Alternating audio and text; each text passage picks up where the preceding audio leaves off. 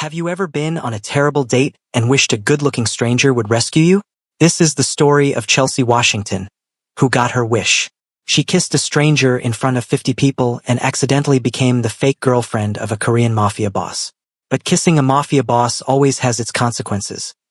And Chelsea is about to find out. Let me take you back to where it all started. A Thursday night in Seoul, and the worst blind date of Chelsea's life. The city lights of Seoul blur past the taxi window like streaks of neon paint. Chelsea Washington presses her forehead against the cool glass, her stomach churning with dread. Her phone buzzes for the 15th time. Another encouraging text from Ji-hai, her coworker and the architect of tonight's disaster. He's perfect for you. Give him a chance. Chelsea wants to throw her phone into the Han River. She doesn't do blind dates. She doesn't do setups. But Ji-hai has been relentless for weeks, and Chelsea finally caved. Now, dressed in her favorite yellow wrap dress that makes her dark skin glow, she's heading to one of Gangnam's most expensive restaurants to meet a man whose only qualification is that he's successful and single. The taxi pulls up to a building that screams wealth. Marble columns. A doorman in white gloves. Chelsea pays the driver and steps onto the sidewalk, her heels clicking against the pavement. Inside, the restaurant is all dim lighting and hushed conversations, the kind of place where the menu doesn't list prices because if you have to ask, you can't afford it. A hostess in a sleek black dress approaches. Reservation name? Kim? Kim Tae-min. The hostess's smile is professional. Right this way. Chelsea follows her through the dining room, painfully aware of the stares. Seoul has a significant foreign population, but a black woman in a high-end Korean restaurant still turns heads. She's used to it by now. 6 months in Korea has given her thick skin. But tonight, every glance feels like judgment. Then she sees him. Her blind date waves enthusiastically from a corner table. Kim Tae-min is in his late 30s, balding, wearing a suit that looks like it came from a discount store. His tie is slightly crooked. He's grinning like he's just won the lottery. Chelsea's heart sinks. She pastes on a smile and approaches the table. Tae-min. Chelsea. He jumps up, nearly knocking over his water glass. Wow, Ji-hai was right. You're very striking. Striking. Not beautiful. Not lovely. Striking. Like she's a piece of unusual furniture. Chelsea slides into her seat. Nice to meet you. Your Korean is excellent. I'm surprised.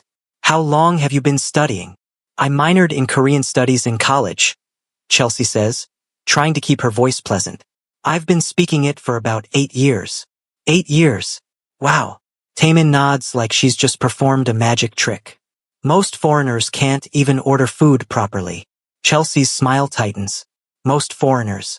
As if she's part of some homogeneous group that doesn't include individual human beings with different backgrounds and skills. The waiter appears.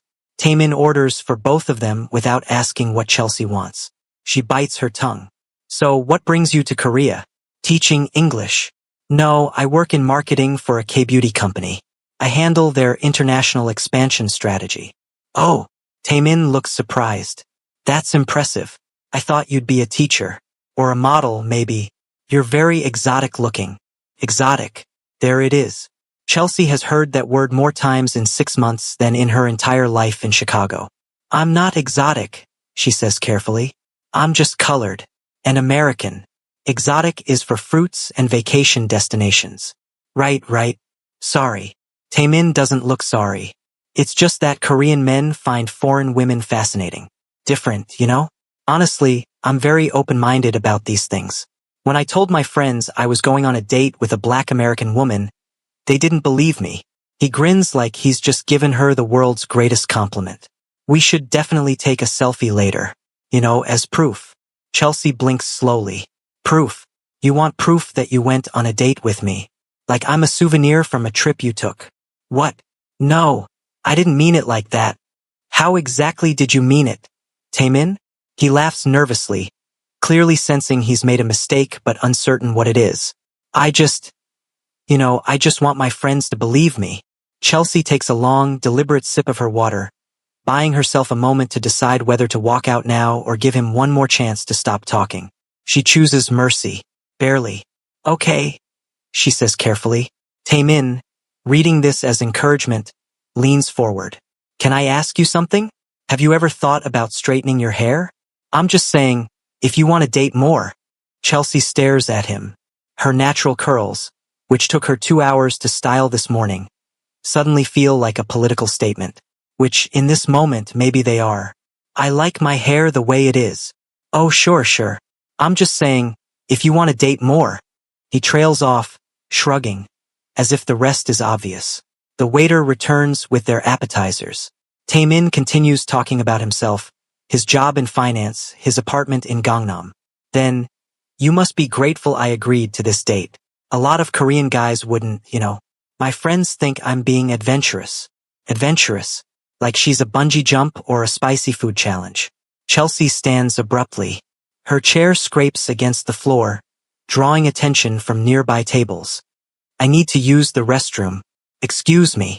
She doesn't wait for his response. She just needs to get away before she says something she'll regret. Or worse, before she cries.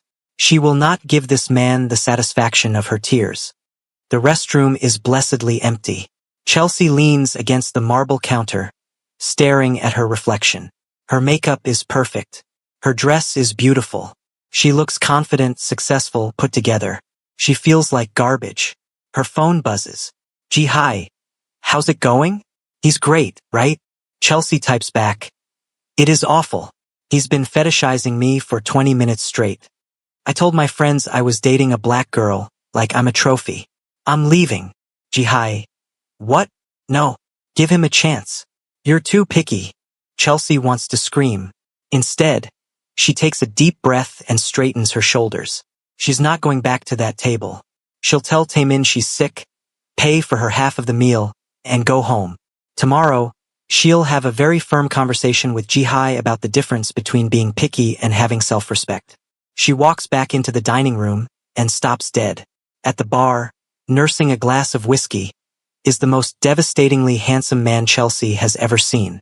He's Korean, probably early 30s, wearing a tailored black suit that fits him like it was painted on. His hair is styled back, revealing sharp cheekbones and a jawline that could cut glass. But it's not his looks that make Chelsea's breath catch. It's his presence. Even sitting still, he radiates power, danger, control. Everyone in the restaurant seems to feel it. The staff give him a wide berth. Other patrons glance at him nervously, then quickly look away. He's surrounded by an invisible force field of do not approach. Chelsea's gaze meets his for a split second. His eyes are dark, unreadable, cold. An insane idea forms in her mind. She glances back at her table. Taemin is on his phone, probably texting his friends about his adventurous date. Anger and recklessness surge through Chelsea in equal measure. Before she can talk herself out of it, she walks straight to the bar. The handsome stranger watches her approach. His expression doesn't change, but something flickers in his eyes. Curiosity, maybe, or warning. Chelsea stops in front of him. Her heart is pounding so hard she can hear it in her ears. Hi, please, I need your help, she says in Korean. The man's eyebrow lifts slightly. Do you? His voice is low, smooth. It sends a shiver down her spine. My date is a complete asshole and I need an exit strategy. Can you just, pretend we know each other? Just for like a minute. The man studies her for a long moment. His eyes are dark, unreadable. When he speaks, his voice is low, accented with expensive education. What? Just for a minute. Please. I'll buy you a drink or, I don't know what people like you drink, but people like me? A hint of amusement touches his mouth. Rich people. Powerful people. People who make bartenders nervous. Chelsea is babbling now, adrenaline making her reckless. Look, I just need my date to think I'm taken so he stops telling me I'd be prettier with straight hair. Something flickers in the man's eyes. He said that, among other things. You really have audacity. So, how would you like me to pretend? He asks. Chelsea's brain screams at her to abort this mission. This man is clearly dangerous, but her anger overrides her common sense. Like we're together. The man sets down his glass. Together. Yes. He stands up. He's taller than she expected. And up close, he's even more intimidating. His suit probably costs more than Chelsea's monthly salary. His watch definitely does. That, he says slowly, requires commitment. Before Chelsea can respond, he reaches out and cups her face with one hand. His palm is cool against her skin. His thumb brushes her cheekbone. "Are you sure about this?" he asks quietly. Chelsea should say no, should step back, should run.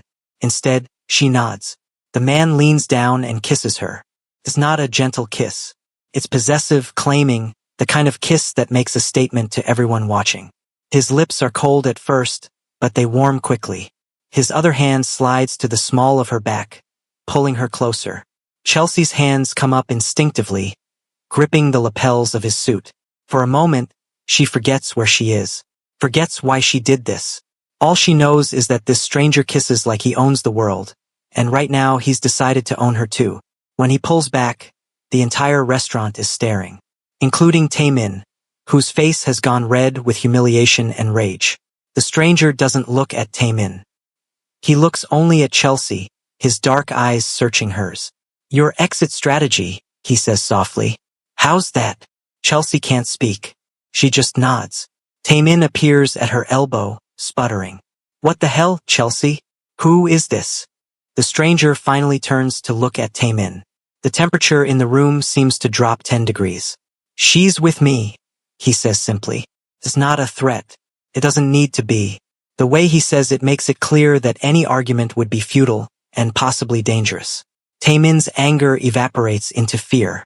He recognizes something Chelsea doesn't. I didn't know. I'm sorry. I'll just... He backs away, nearly tripping over his own feet. Then he's gone, practically running for the exit. Other diners have returned to their meals, but the staff still watches nervously. The stranger releases Chelsea and steps back. He picks up his whiskey glass and takes a slow sip, as if nothing unusual has happened. "Thank you," Chelsea manages. Her lips still tingle from the kiss. "You're welcome." He sets down the glass. "But you should know. You just kissed a dangerous man." Chelsea's stomach drops. "What?" "I'm Kang Seo-jun." He says it like she should recognize the name.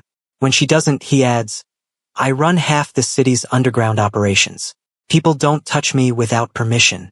They certainly don't kiss me without consequences, Miss Washington. Chelsea Washington.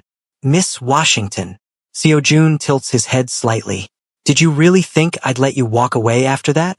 Fear finally catches up with adrenaline. "I just needed to get away from a bad date. I didn't mean. Intentions don't matter in my world. Actions do." He glances at his watch. "My men are outside. They'll give you a ride home. We'll talk tomorrow." "Talk about what?" Seo-jun's smile returns, cold and amused. "About the consequences of your impulsiveness." He walks past her toward the exit. Two men in dark suits materialize from the shadows, flanking him. They were there the whole time, Chelsea realizes. Watching, protecting. One of them, a broad-shouldered man with a scar above his eyebrow, pauses next to Chelsea. "The car is out front," he says in English. His accent is thick but understandable. "It's not a request." Chelsea's mind races. She could refuse, could make a scene, but something tells her that would be very, very stupid. She follows them outside. A black Mercedes SUV idles at the curb. The scarred man opens the door. Chelsea hesitates, then gets in. What choice does she have? The interior is all leather and dark wood. It smells like expensive cologne and danger. The driver pulls into traffic. Chelsea fumbles for her seatbelt with trembling hands. "Where do you live?" the scarred man asks from the front passenger seat. Chelsea gives her address. Her voice sounds small. They drive in silence. Chelsea stares out the window, watching Seoul pass by in a blur of lights. What has she done? Who is Kang Seo-jun? Why did Taemin look so terrified? She pulls out her phone and Googles the name. The results make her blood run cold. Kang Seo-jun, heir to the Kang family empire, rumored to control Seoul's underground gambling rings, high-end clubs, and protection rackets. Allegedly connected to several unsolved murders, though nothing has ever been proven. His father is legitimate real estate tech investments, but everyone knows the family's roots are in organized crime. Chelsea has just kissed a mafia boss, and he knows where she lives. The SUV pulls up in front of her apartment building. It's a modest place in Itaewon, Nothing like the luxury addresses the Kong family must be used to. Tomorrow, the scarred man says, someone will contact you. Chelsea gets out on shaky legs. The SUV drives away the moment her door closes. She stands on the sidewalk for a long moment, trying to process what just happened. Then she goes inside, climbs the stairs to her third-floor apartment, and locks every lock on her door. She leans against it, breathing hard. Her phone buzzes. Ji-hai, are you okay? Taemin said you ditched him for another guy? What happened? Chelsea doesn't respond. She just stares at her reflection in the dark screen. 6 months in Seoul, and she's managed to avoid any major disasters. Now, in one impulsive moment, she's drawn the attention of a man who could destroy her life with a phone call. She stumbles to her bed and sits down, her dress suddenly feeling too tight, too bright. She thinks about Seo-jun's cold lips warming against hers, his hand on her back, possessive and sure. The way he looked at her like she was something interesting, a puzzle to solve or a problem to eliminate. What have I done? She whispers to the empty room. Her phone buzzes again. Unknown number. The message is short. Sleep well, Miss Washington. Tomorrow things get interesting. KSJ. Chelsea's hands shake as she reads it, then reads it again. She doesn't sleep at all that night. The next morning, Chelsea drags herself to work looking like she fought a war and lost. Dark circles shadow her eyes. She's wearing minimal makeup and a plain black dress, her armor against the world. Ji-hai pounces the moment Chelsea enters the office. What happened last night?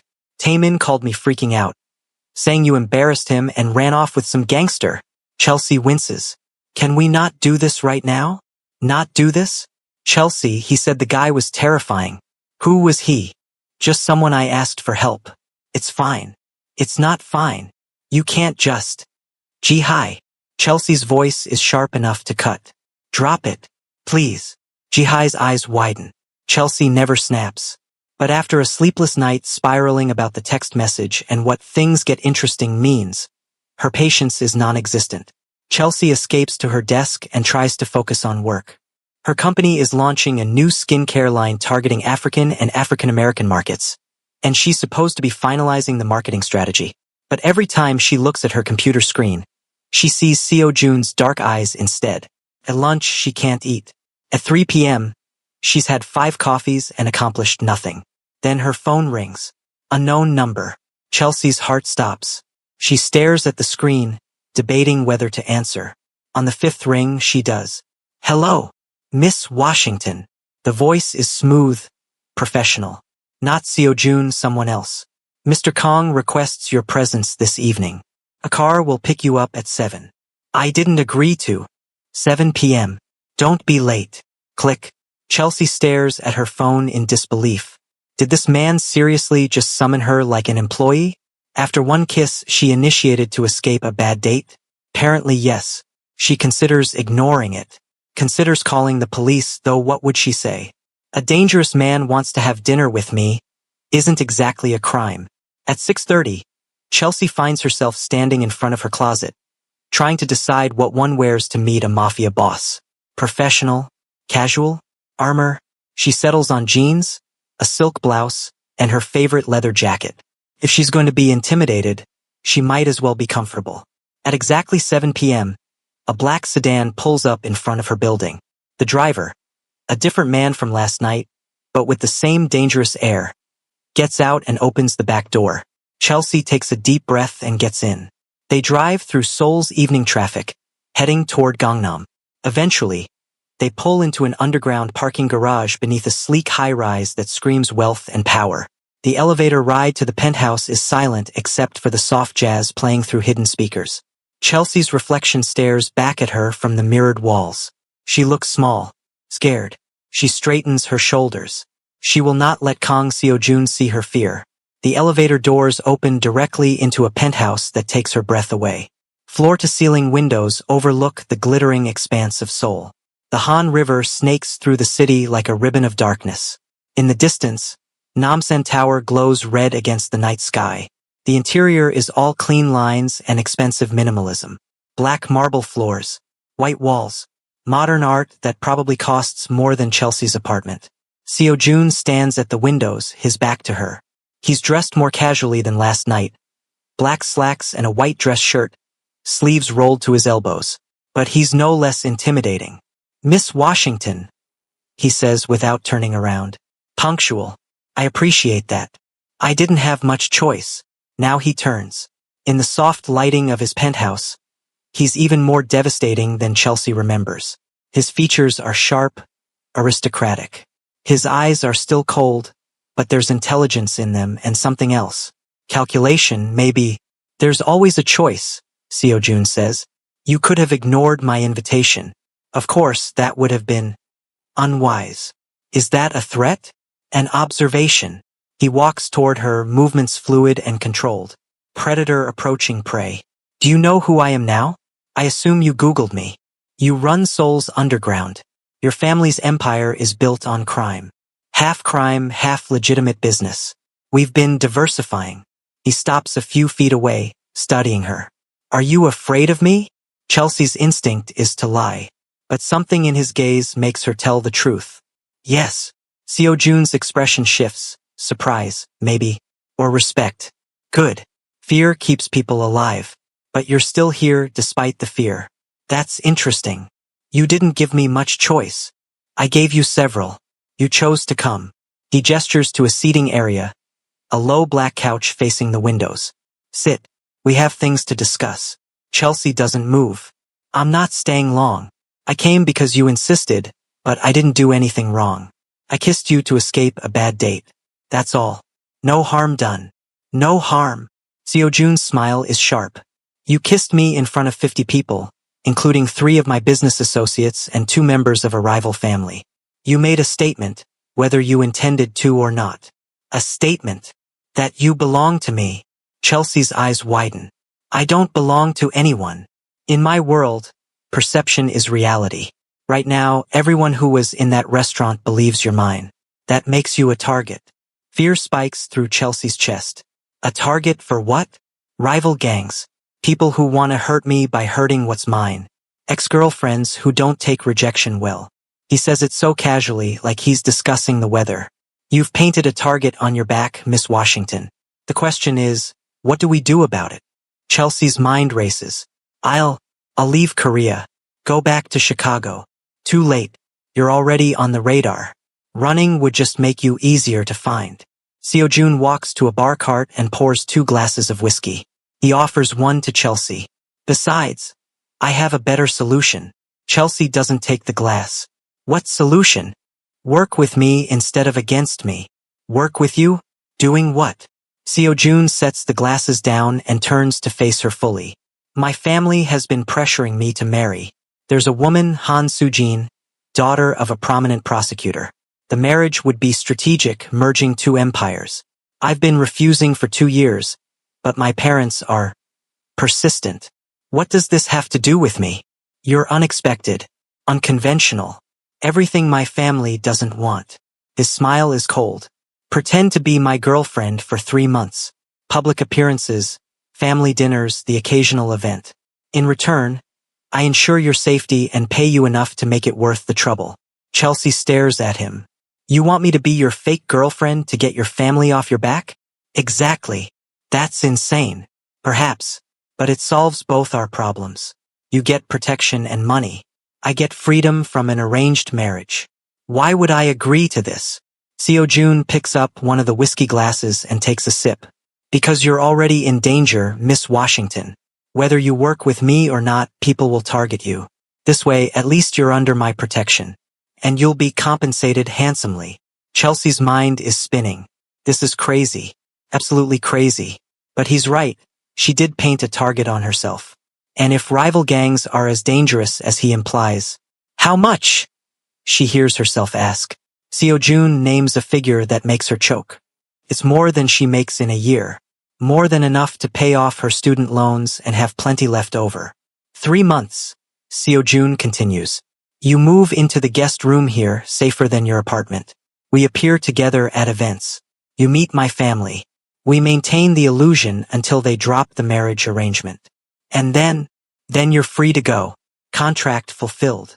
Chelsea looks around the penthouse. At the city glittering beyond the windows. At the handsome, dangerous man offering her a devil's bargain. She thinks about her tiny apartment, her struggling bank account, the isolation of being alone in a foreign country. She thinks about her mother's voice. Never depend on a man, Chelsea. They'll always let you down. But this isn't dependence. It's a business arrangement. Contract. I want it in writing, Chelsea says finally. Everything you just promised. And I want my own room with a lock. No. Physical expectations beyond what's necessary for public appearances. Seo-jun's smile widens slightly. Smart. Agreed. He walks to a desk in the corner and returns with a document. I had my lawyer draw this up this afternoon. I thought you might agree. Of course he did. He's been 3 steps ahead this entire time. Chelsea reads through the contract carefully. It's all their payment terms, duration, expectations. There's even a clause about her freedom to terminate if things become dangerous. She picks up a pen. Her hand hovers over the signature line. Last chance to walk away, Seo-jun says softly. Chelsea thinks about Taemin's casual racism, about Jihai's well-meaning but exhausting setups, about being alone in this massive city. She signs her name. Seo-jun takes the contract and signs it too. Then he extends his hand. Welcome to the Lion's Den, Miss Washington. Chelsea shakes his hand. His grip is firm, cool. Call me Chelsea, she says. Chelsea. The way he says her name sends a shiver down her spine. I'll have your things moved here tomorrow. Tomorrow. No point in delaying. You're a target as of last night, right? Because she kissed a mafia boss. Chelsea suddenly feels very tired. Can I go home tonight? Pack properly? Of course. But you'll have security. He gestures to the elevator. Dae-young will take you. The scarred man from last night emerges from somewhere in the penthouse. He nods at Chelsea. As she follows him to the elevator, she glances back at Seo-jun. He's standing at the windows again, whiskey in hand, silhouetted against the Seoul skyline. She's just agreed to live with a mafia boss, to pretend to be his girlfriend, to enter a world of danger and power that she doesn't understand. What have I gotten myself into? She whispers. Dae-young glances at her as the elevator doors close. That's what everyone asks. Usually too late. The next morning, Chelsea stares at the pile of clothes on her bed. What does one pack for a fake relationship with a mafia boss? Business casual? Cocktail dresses? Riot gear? Her phone buzzes. Seo-jun. The moving team will arrive at 10. Pack light. I've arranged for a shopping trip later. Of course he has. At exactly 10 a.m., 3 men in suits show up with boxes. They're efficient and professional, treating her belongings with surprising care. Chelsea watches them pack up her life, feeling surreal. Jihai calls twice. Chelsea sends her to voicemail. She'll explain something. Eventually, by noon, she's standing in Seo-jun's penthouse guest room, surrounded by boxes. The room is beautiful. Huge bed with white linens, minimalist furniture. Another stunning view. There's an ensuite bathroom with a rainfall shower and a tub big enough for 2. Chelsea locks the bedroom door behind her and leans against it, exhaling slowly. Her entire life fits into 8 boxes. 8 boxes now sitting in a mafia boss's penthouse.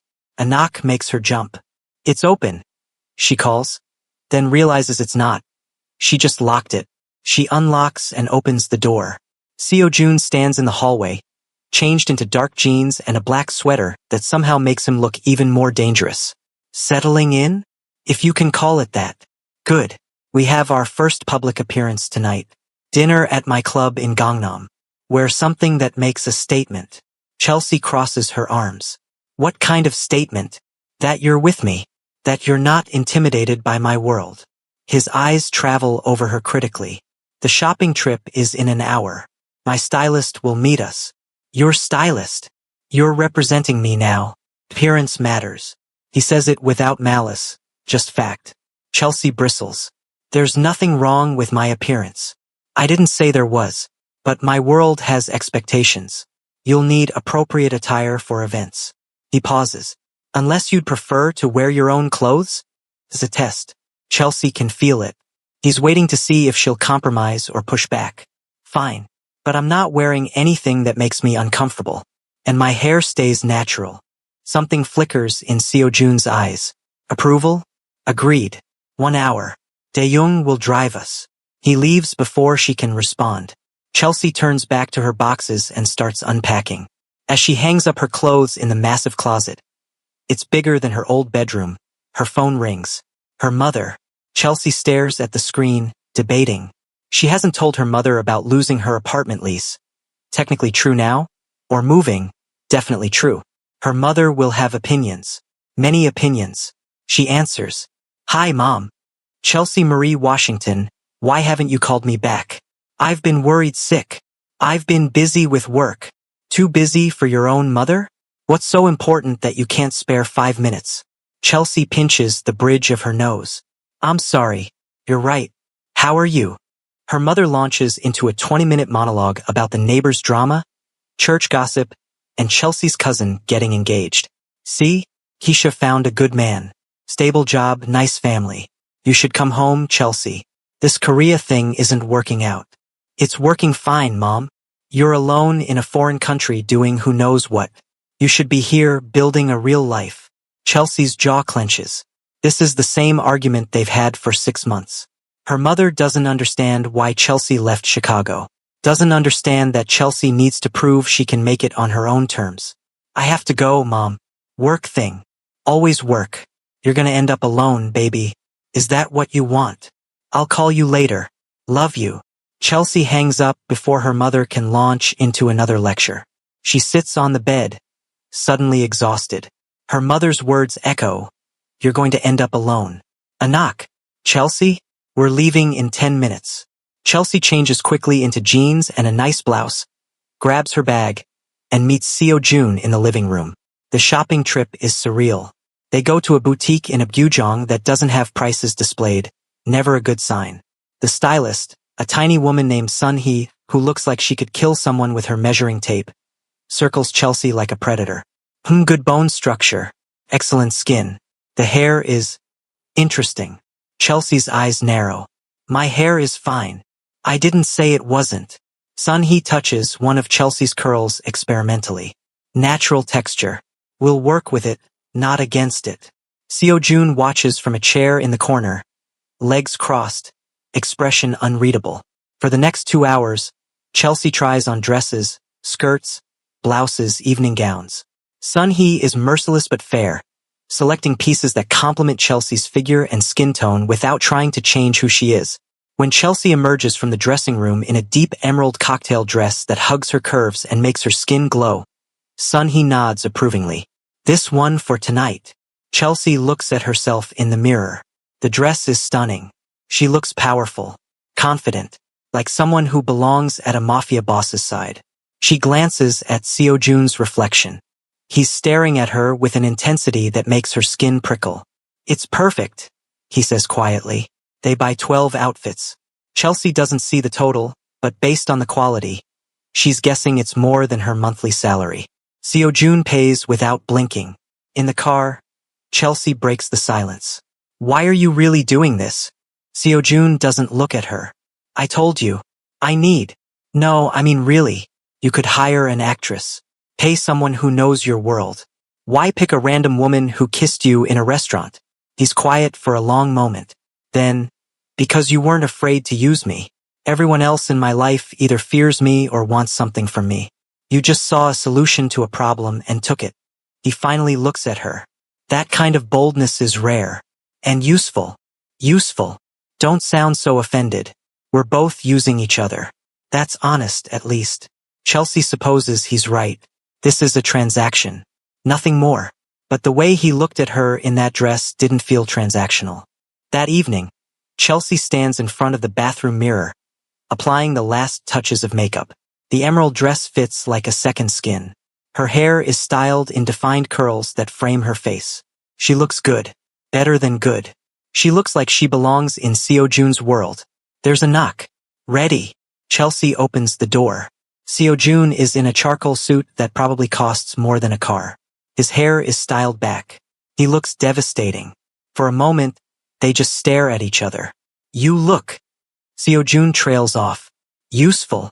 Chelsea supplies with a slight smirk. His lips twitch. I was gonna say dangerous, but useful works too. He offers his arm. Chelsea hesitates, then takes it. They ride the elevator down in silence. Chelsea's heart pounds. This is it. Her first public appearance as Kang Seo-jun's girlfriend. No going back after this. The club is called Eclipse. Exclusive, expensive, and packed with Seoul's elite. The bass thrums through the floors. Lights pulse in rhythm. Beautiful people dance and drink and make deals in shadowy corners. The moment Seo-jun enters, the atmosphere shifts. People notice, whisper, move out of his path. And they notice Chelsea too. The stares are immediate. Some curious, some hostile, some openly racist. Seo-jun's hand moves to the small of her back. Possessive. Ignore them. Eyes on me. Chelsea lifts her chin and does exactly that. They're led to a private VIP section overlooking the dance floor. A group of well-dressed men and women are already there. Seo-jun's inner circle, Chelsea realizes. Dae-young nods at her. Miss Washington. Chelsea, please. A woman with sharp features and calculating eyes extends her hand. Park Min-ji. Seo-jun's sister. Chelsea shakes her hand, surprised. I didn't know he had a sister. Most people don't. Min-ji's smile is genuine, unlike the others. Welcome to the circus. They sit. Drinks appear. Seo-jun's hand remains on Chelsea's thigh, a clear signal to everyone watching. She's mine. The conversation flows around her business talk mostly. Chelsea picks up on the coded language. The shipment isn't groceries. The negotiation isn't a corporate merger. These people operate in shadows and euphemisms. Then a woman approaches the VIP section. She's stunning, perfect skin, designer dress, the kind of beauty that graces magazine covers. But there's something cold in her eyes. Seo-jun. Her voice is saccharine. You didn't tell me you'd be here tonight. The tension in the VIP section spikes. Seo-jun's expression doesn't change. Miare. I didn't realize I needed your permission. Park Miare. The ex-girlfriend. Miare's eyes slide to Chelsea. The temperature drops another 10 degrees. And who is this? My girlfriend. Chelsea Washington. Girlfriend. Miare's laugh is brittle. How unexpected. Tell me, Chelsea, how did you meet my Seo-jun? He's not yours, Chelsea says calmly. And we met at a restaurant. A restaurant. How romantic. Miare sits down without being invited, her eyes never leaving Chelsea. You're American? African American. Yes. Fascinating. Seo-jun, I didn't know you had such adventurous taste. There it is. The racism delivered with a smile. Chelsea leans forward. And I didn't know Seoul had such outdated views on race. But here we are. Min-ji chokes on her drink, trying not to laugh. Miare's smile freezes. I'm just surprised. Seo-jun usually dates women from similar backgrounds. People who understand his world. Then maybe that's why those relationships failed. Chelsea says sweetly.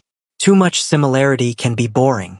Seo-jun's hand tightens on Chelsea's thigh, not in warning, but in approval. Miare stands abruptly. Well, I'll leave you two to your evening. Seo-jun, call me when you're done with this phase. She walks away, back rigid. The moment she's gone, Min-ji bursts out laughing. Oh my god, I like her. Please keep her, Appa.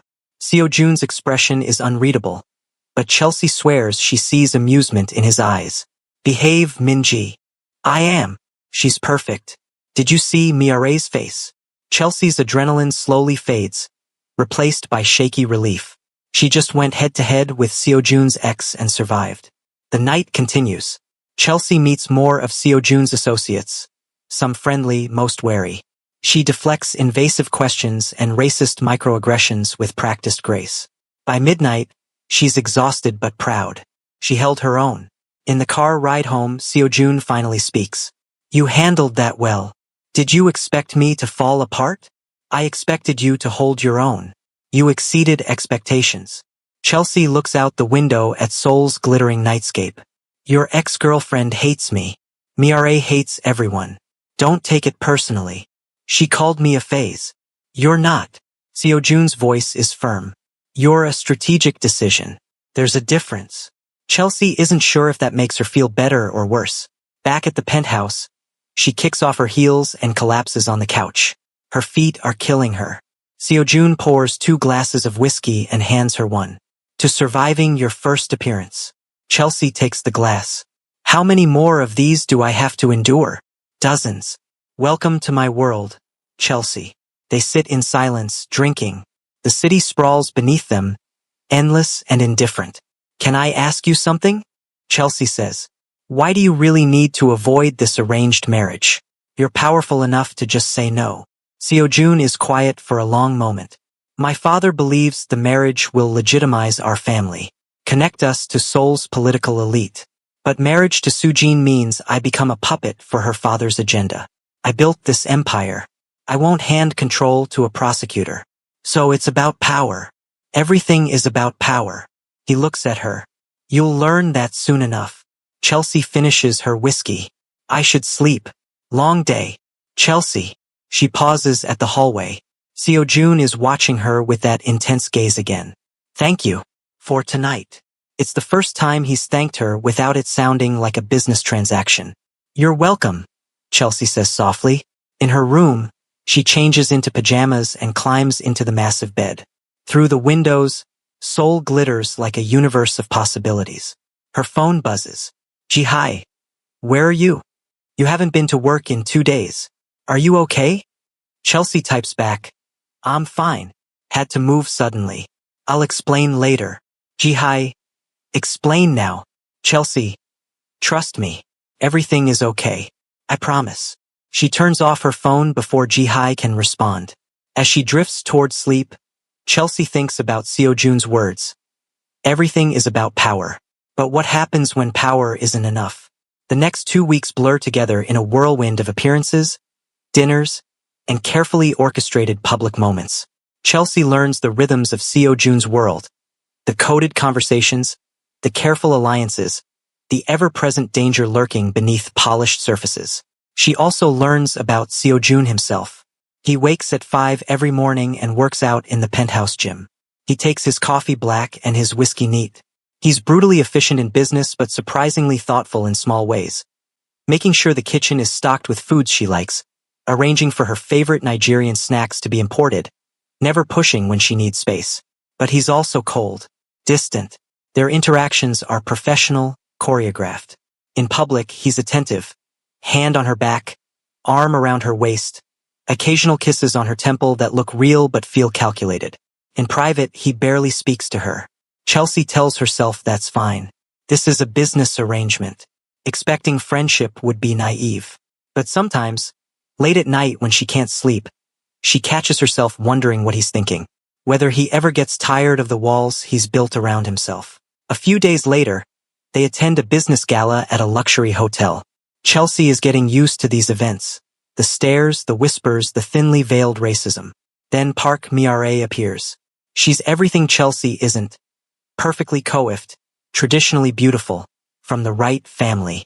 And she looks at Chelsea like she's something stuck to her shoe. Seojun, Miare says, ignoring Chelsea completely. We need to talk about that business opportunity our families discussed.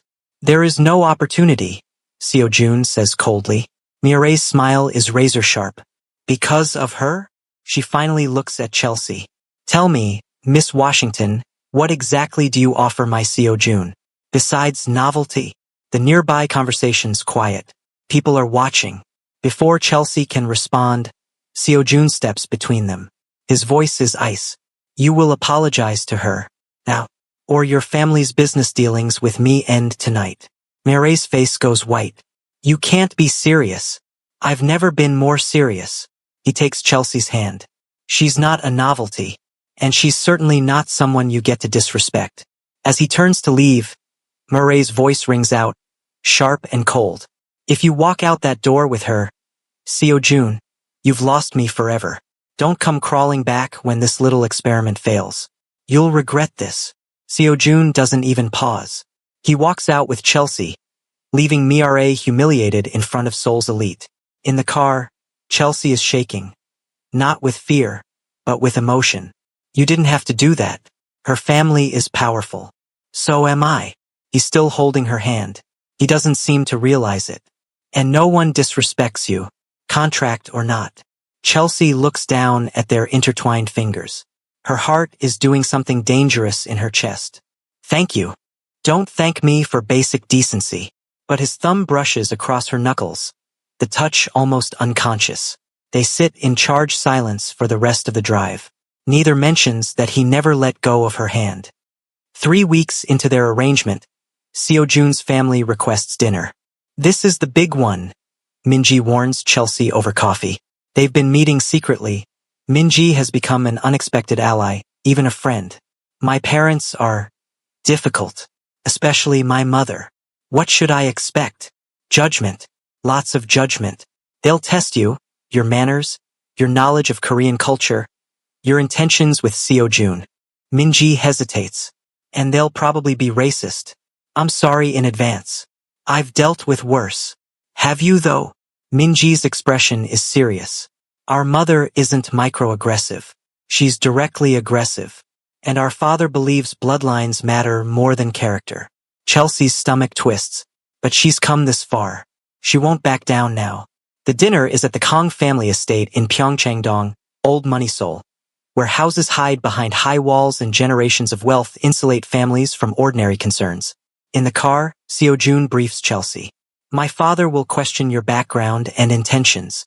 Be honest but not defensive. My mother will criticize everything about you. Don't take the bait. Minji will try to help, but she's scared of our parents. You'll be mostly on your own. Comforting.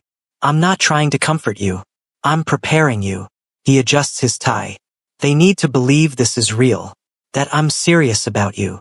Are you? The question slips out before Chelsea can stop it. Seo-jun looks at her. Does it matter? I guess not. But it does. Somewhere along the way it started mattering. The estate is massive, traditional Korean architecture mixed with modern luxury. They're greeted by staff who bow so low Chelsea worries they'll topple over. Inside, the formal dining room is intimidating. A long table set with more silverware than Chelsea can identify. Scroll paintings on the walls. Everything screams, we are important. You are not. Seo-jun's parents sit at the head of the table. His father, Kang Jae-sung, is silver-haired and stern, with eyes that miss nothing. His mother, Kang Hae-jin, is elegant in a traditional hanbok, her expression ice-cold.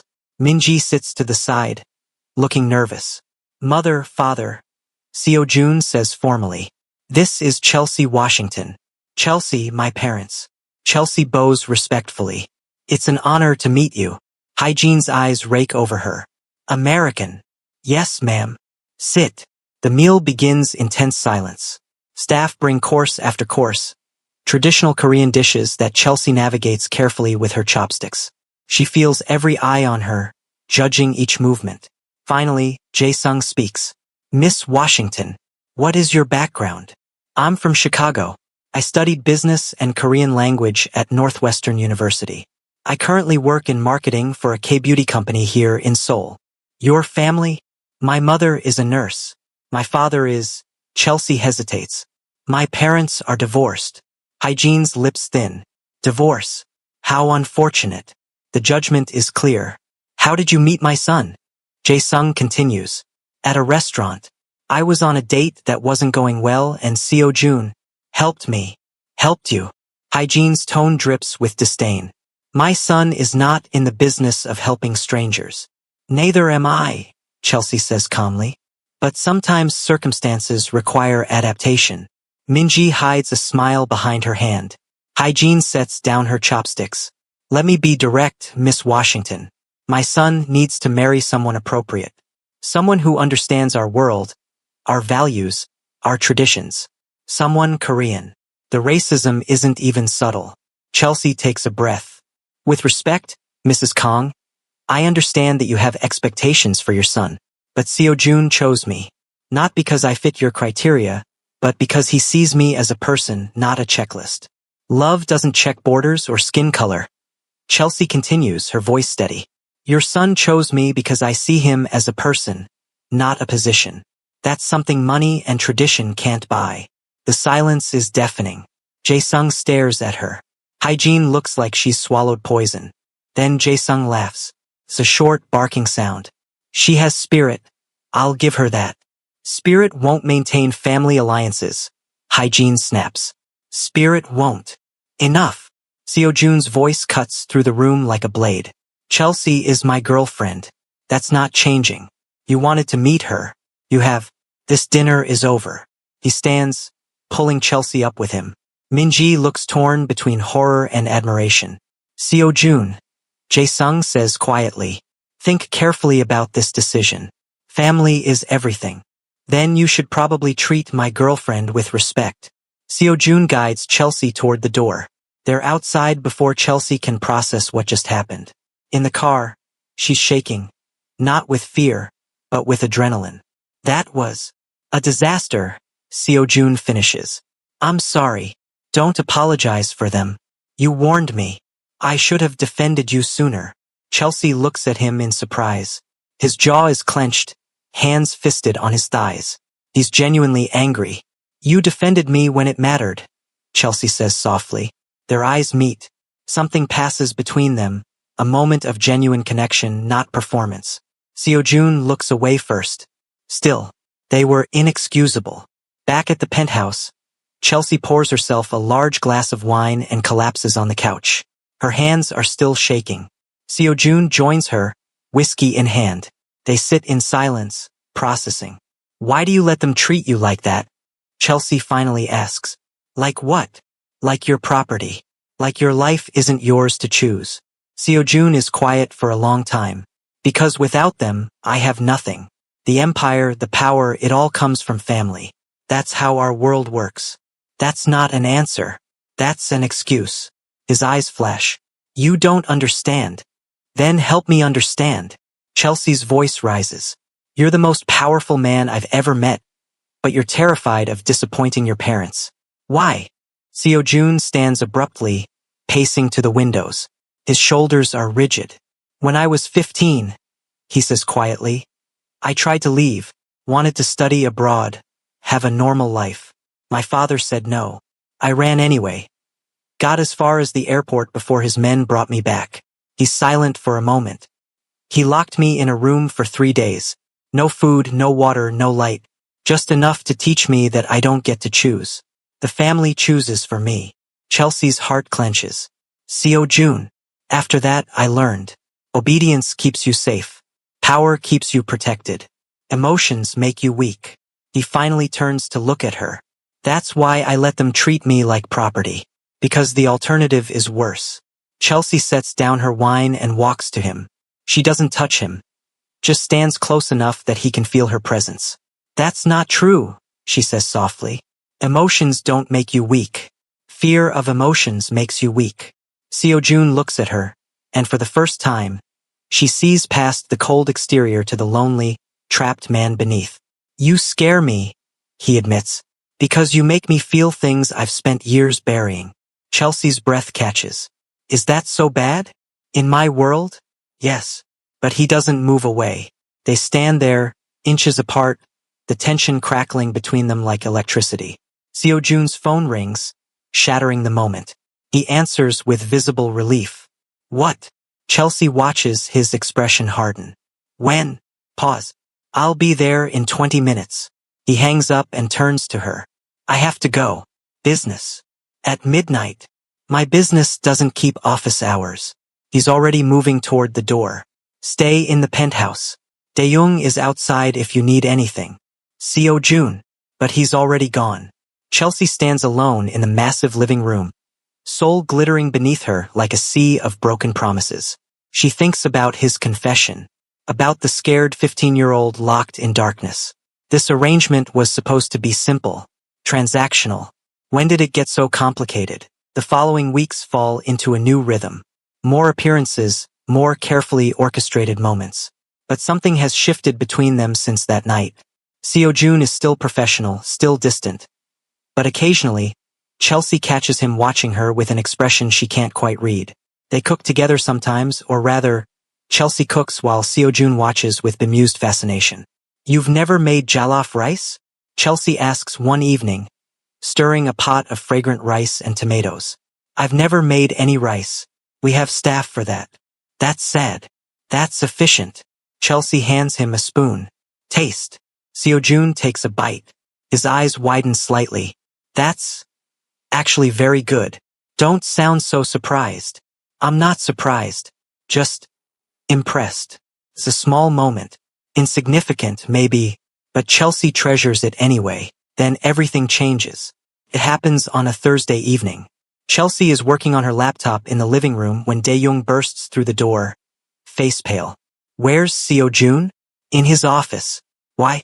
What's wrong? Dae-young doesn't answer. He strides past her to Seo-jun's office. Chelsea follows, heart pounding. Through the open door, she hears Dae-young's urgent voice. Your girlfriend is being followed. 3 cars. Professional surveillance. They've been on her for at least a week. Chelsea freezes in the doorway. Seo-jun looks up, sees her standing there. His expression doesn't change. I know, he says calmly. Chelsea's blood runs cold. You know? You knew someone was following me and you didn't tell me? Seo-jun stands. Dae-young, give us a moment. Dae-young leaves, looking uncomfortable. Chelsea, don't. Her voice shakes with rage. Don't you dare make excuses. You knew I was being followed. You knew I was in danger. And you said nothing. I didn't tell you because I didn't want you to panic. My men have been monitoring the situation. Monitoring the situation? I'm not a situation. Seo-jun. I'm a person. And you treated me like a pawn you could move around without telling me the rules of the game. I was protecting you. By lying to me? By keeping me ignorant. Chelsea's hands are shaking. This whole time, you've been talking about partnership, about trust, and you've been lying to my face. Seo-jun's jaw clenches. You don't understand the danger. Then help me understand. Stop treating me like I'm too fragile to handle the truth. The truth is that if I told you, you would have panicked. You would have done something reckless. I needed you to act natural. Natural? There's nothing natural about being watched and not knowing it. Chelsea steps back. You know what? This was a mistake. All of it. I should have never agreed to this. Chelsea, be reasonable. Reasonable. She laughs, the sound bitter. You want me to be reasonable about you using me as bait without my knowledge? I wasn't using you as bait. I was. The penthouse windows explode inward. Glass showers everywhere. Chelsea screams, diving to the floor. Seo-jun is on her in an instant, covering her body with his. More glass shatters. Gunfire. Chelsea can't breathe. Can't think. Can only feel Seo-jun's weight pressing her into the floor. Then silence. Seo-jun lifts his head cautiously. Are you hurt? Chelsea shakes her head, unable to speak. Dae-young and 2 other men burst into the room, guns drawn.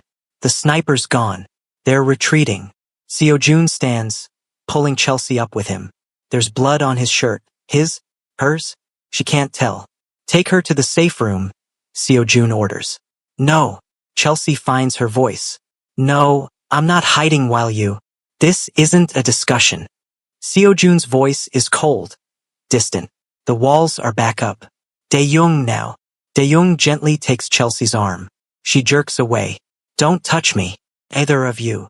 She walks on shaking legs to the guest room, locks the door and slides down to the floor. Her phone buzzes. Unknown number. Leave Kong Seo-jun or next time we won't miss. Chelsea stares at the message, then at her reflection in the dark phone screen. She's in over her head. Way over her head. There's a soft knock on her door. Chelsea? It's Minji. Please let me in. Chelsea opens the door. Minji slips inside, her face worried. Are you okay? Someone just shot at us through the window. Do I look okay? Minji sits on the bed, patting the space next to her. Chelsea sits, suddenly exhausted. My brother is an idiot, Minji says quietly. That's an understatement. He should have told you about the surveillance. But Chelsea, you have to understand, in his mind, keeping you ignorant kept you safe. That's how he was raised. How he protects people. By lying to them? By controlling information. Minji sighs. It's not right, but it's all he knows. Chelsea's anger drains away, leaving only fear. Minji, I can't do this. I'm not cut out for this world. I'm just a girl from Chicago who took a marketing job in Seoul. I'm not equipped to handle snipers and death threats. You think my brother is equipped to handle having someone he cares about in danger? Minji takes Chelsea's hand. He's terrified. I've never seen him scared before, but tonight, when those windows exploded, he looked terrified. He doesn't care about me. This is a business arrangement. Keep telling yourself that. Minji squeezes her hand. But we both know it stopped being business weeks ago. After Minji leaves, Chelsea sits alone in the dark, thinking. The contract has an escape clause. She could leave, go back to Chicago, be safe. But the thought of never seeing Seo-jun again makes her chest ache in a way she doesn't want to examine. Her phone buzzes. Seo-jun, we need to talk. Please. Chelsea stares at the message for a long time. Then she gets up and walks to his office. He's standing at the broken windows, a temporary board covering the hole. His shirt is off, revealing a bandage on his shoulder. So the blood was his. You're hurt, Chelsea says. It's nothing. A graze. You took a bullet for me. I told you. I protect what's mine. I'm not yours, Seo-jun. He turns to face her. Aren't you? The question hangs between them. This was supposed to be fake, Chelsea whispers. I know. So when did it stop being fake? Seo-jun crosses the room in 3 strides. He cups her face in his hands, tilting her head up to meet his gaze. For me? The moment you stood up to my mother. For you? Chelsea's breath catches. I don't know. Liar. Then he's kissing her. Not the calculated public performance kiss from the restaurant. Not the possessive claiming kiss from the club. This is raw, desperate, real. Chelsea's hands fist in his shirt, pulling him closer despite the voice in her head screaming that this is a mistake, that she's falling for a man who keeps secrets, who lives in darkness. But God, she's falling anyway. When they break apart, both breathing hard, Seo-jun rests his forehead against hers. I'm sorry, he says quietly. I should have told you about the surveillance. You were right. I was treating you like a pawn instead of a partner. Why didn't you tell me? Because every person I've ever cared about has been used against me. My sister, my mother before she became what she is now. I thought if I kept you separate, kept you ignorant, they couldn't use you as effectively. He pulls back to look at her. I was wrong. Yes, you were. I'm not good at this. Caring. At letting people in. I noticed. But I want to try. With you. If you'll let me. Chelsea thinks about the contract sitting in his desk drawer. About the escape clause she could invoke right now. About the safe, boring life waiting for her back in Chicago. Then she thinks about Seo-jun's rare smiles. About cooking jollof rice together. About Minji's friendship. About feeling alive for the first time in years. I want to try too, she says. But Seo-jun, if we're doing this, really doing this, no more secrets. No more protecting me by lying to me. We're partners or we're nothing. Partners, he agrees. I mean it. Full transparency. Even when it's ugly. Even when it scares you. Seo-jun is quiet for a moment. Then, the people who shot at us tonight? They're working for Jung Tae-won. He's the head of a rival organization. He wants to force me into an alliance by proving he can hurt what I care about. So what do? I'm going to war. No. Chelsea's voice is firm. We're going to be smart. What does Tae-won want? Power. Territory. Legitimacy. Then we give it to him. Not through violence. Through business. Seo-jun stares at her. You want to negotiate with the man who just tried to kill you? I want to survive this. And violence just creates more violence. You said you're trying to legitimize your operations. Prove it. Turn your enemy into a business partner. Chelsea, you don't understand how this world works. Then teach me. Show me. Let me help you. She takes his hands. You said partners. Prove it. Something shifts in Seo-jun's expression. Calculation giving way to possibility. You're insane, he says. Maybe. But I kissed a Mafia boss to escape a bad date. So we've established I make questionable decisions. Despite everything, Seo-jun laughs. It's a real laugh, surprised and genuine. Okay, he says. We'll try it your way. But if it goes wrong, then we adapt. Together. Together, he echoes. They stand there, holding each other in a room with shattered windows, choosing each other despite the danger, despite the fear. The next week is a whirlwind of planning. Seo-jun is skeptical, but he lets Chelsea take the lead. She researches Jung Tae-won's operations, identifies his pain points, and drafts a proposal that would give him legitimate business opportunities in exchange for peace. "You're good at this," Seo-jun says one night, reading over her shoulder. "I told you, I do international expansion strategy. This isn't that different. This is organized crime. All business is organized crime with better PR." Minji helps too, using her connections in Seoul's art world to gather intelligence on Taewon's associates. Even Dae-young grudgingly admits Chelsea's plan has merit. "I still don't like it," he says. "Too many variables." "All plans have variables," Chelsea counters. "The question is whether we control them or they control us." The meeting is set for neutral territory, a upscale restaurant in Gangnam. Seo-jun wants to bring 10 men. Chelsea insists on just Dae-young. "If we show up with an army, we look scared. If we show up alone, we look confident." "Or stupid," Seo-jun mutters. "Same thing sometimes." Young Taewon is younger than Chelsea expected. Mid-30s, handsome in a dangerous way, with a scar bisecting his left eyebrow. He's flanked by 2 bodyguards who look like they eat nails for breakfast. "Mr. Young," Chelsea says, extending her hand. "Thank you for meeting with us." Taewon looks at her hand like it might explode. Then, surprisingly, he shakes it. "Miss Washington, you're either very brave or very foolish. I've been told there's not much difference." They sit. Chelsea slides the proposal across the table. Taewon doesn't look at it. "You shot at me last week," Chelsea says calmly, "which was rude. But I understand the message. You want to force an alliance with Seo-jun. What you don't understand is that violence makes you look weak, not strong." Taewon's eyes narrow. "Careful. I'm being honest. You want legitimacy. You want to transition out of the shadows and into the light. Violence won't get you there. Business will." She taps the proposal. "That document outlines how we can help each other. You get access to our legitimate operations and connections. We get peace. Everyone wins. And if I refuse, then we go to war. You'll probably kill some of us. We'll probably kill some of you. Seoul will run red. And at the end of it, we'll all be weaker and the police will have an excuse to crack down on everyone." Chelsea leans forward. "Or we can be smart. Build something together instead of tearing each other apart." Taewon finally picks up the proposal. He reads it in silence. Seo-jun's hand finds Chelsea's under the table, squeezing gently.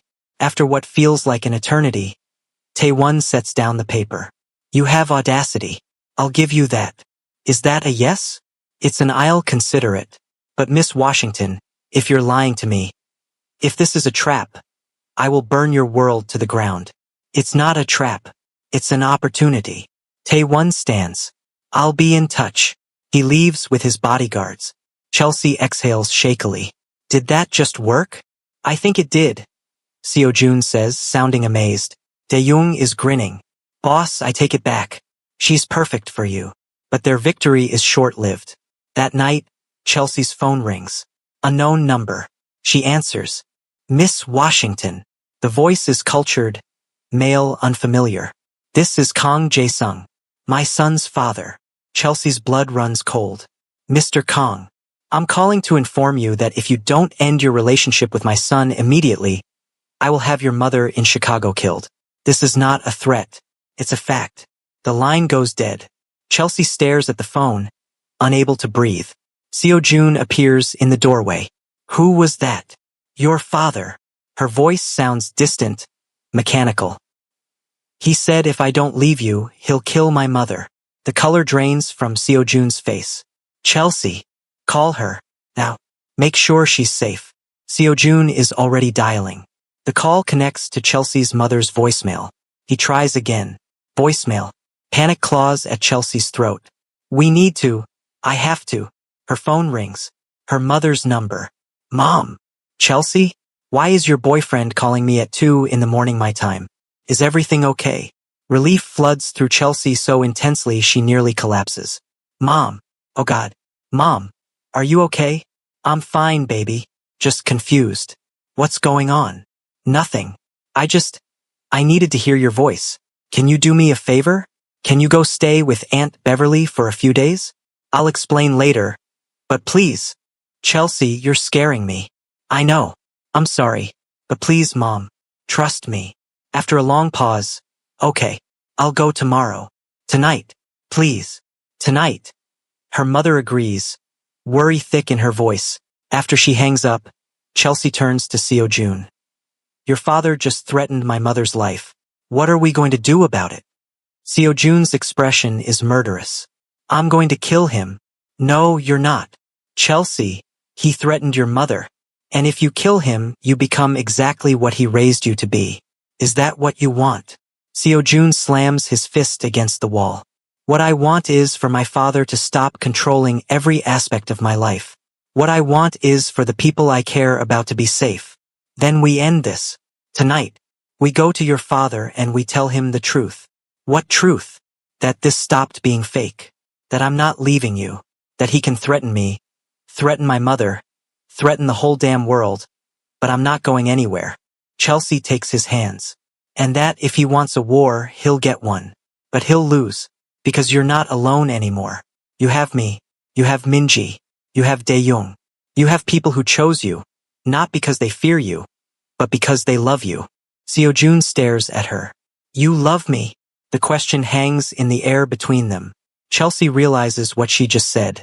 What she just admitted. Her heart pounds. Yes, she says quietly. I love you. I didn't mean to. This was supposed to be a contract, a business arrangement. But somewhere between the racist family dinners and the assassination attempts and you taking a bullet for me, I fell in love with you. Seo Jun's eyes are suspiciously bright. I love you too. I think I have since you stood in that restaurant and decided I was the solution to your problem.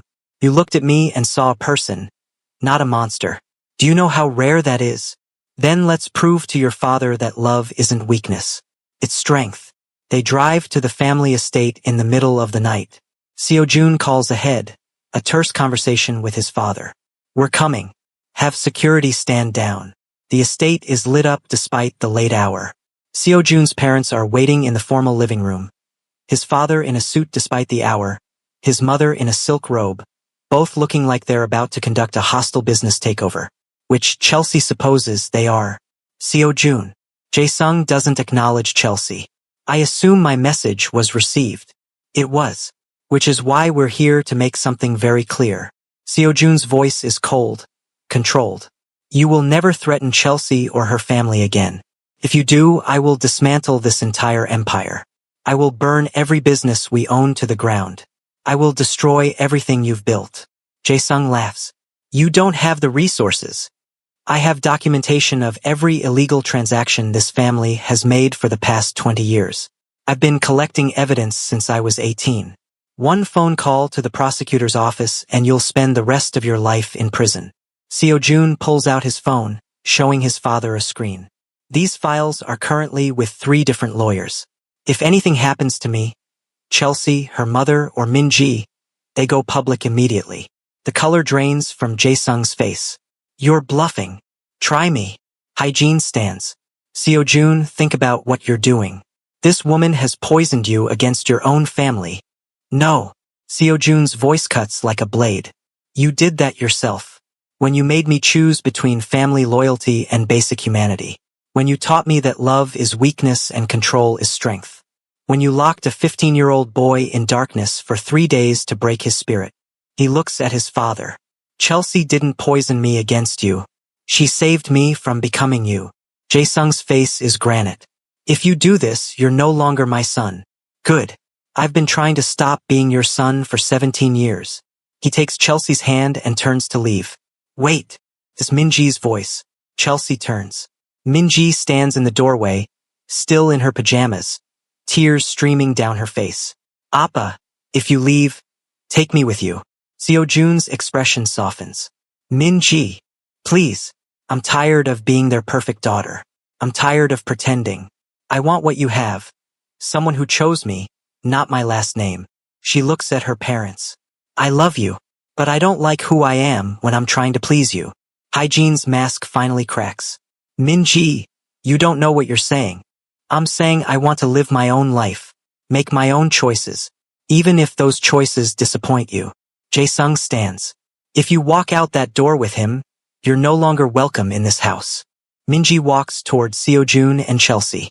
Then I guess I'm not welcome. The three of them leave together, walking out of the estate into the cool night air.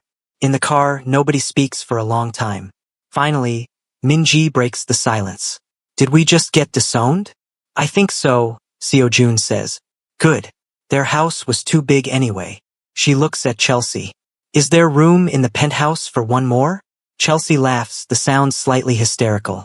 I think we can make space. Back at the penthouse, they stand in the living room, newly repaired windows reflecting their exhausted faces. What happens now? Chelsea asks. Now? Seo-jun pulls her close. Now we build something new. Without them. Without their empire. Without their rules. Can we afford that? I've been moving money into legitimate accounts for 2 years. We'll be fine. More than fine. Minji yawns. I'm going to sleep. We can figure out the details of our new crime-free life in the morning. She pauses at the hallway. Chelsea, thank you. For saving my brother. For saving both of us. After Minji goes to bed, Chelsea and Seo-jun stand at the windows, watching Sol wake up. Your father will retaliate, Chelsea says quietly. Probably, but we have the evidence. He knows that. He'll leave us alone. You're gambling on that. I'm gambling on us. He turns her to face him. Chelsea Washington, you kissed me to escape a bad date. Then you agreed to a fake relationship to help me avoid an arranged marriage.